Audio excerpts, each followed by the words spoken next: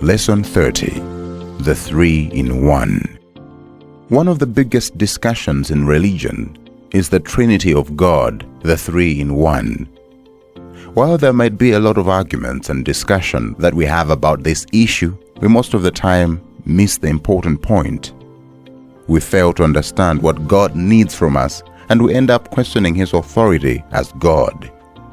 But God, since the beginning, made it clear to everyone on what He expects from us.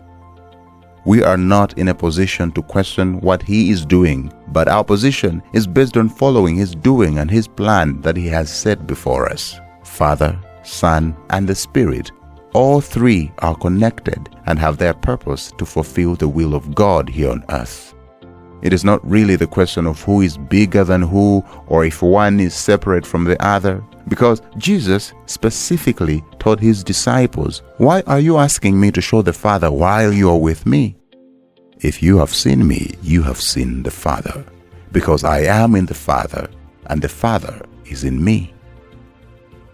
What Jesus was trying to show the disciples is not the physical body that they see, touch, and feel is a representative of the Father, but Jesus' own quality and holiness, His level of love without boundaries, holiness with no sin, and His knowledge of creation. Because God Himself said to Him, "Let us make a man from our image," reflects God Himself. When Jesus says, when you believe in Him and live in Him, it is no longer you who lives, but Christ that lives in you. People won't see you as an ordinary man because you will take a completely different persona. It is no longer your inner desires that control your day-to-day action, but your desire will be drawn from God. When your level of love and passion for Jesus reaches the highest level, you will gain things in life that you never thought of. Most of the time, we try, but our own weakness fails us, and our own struggles of sin pull us back. But the moment you lose yourself is the closer you get to save your soul.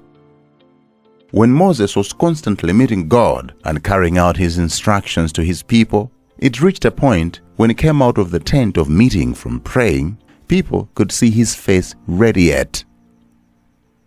You may think maybe God put it there, but in reality, the more he was standing on the side of God, the more he became like Him.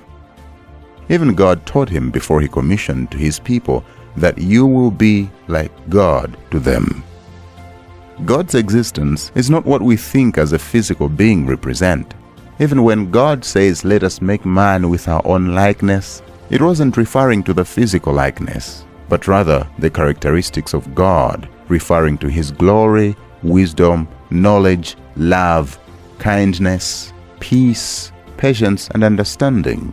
And God wants us to live more and more like Him on this condition and not waver away from His likeness, because that is what His will means. This is why the Bible reminds us, saying that no eye has seen, no ear and no mind has perceived of the things that God has prepared for those who love Him. The question today will be, are you willing to come out of your cages, out of your little prison that keeps you down, and free yourself to God's likeness and be part of His Trinity? The choice is yours. It's up to you to make that decision and follow His plan for your life.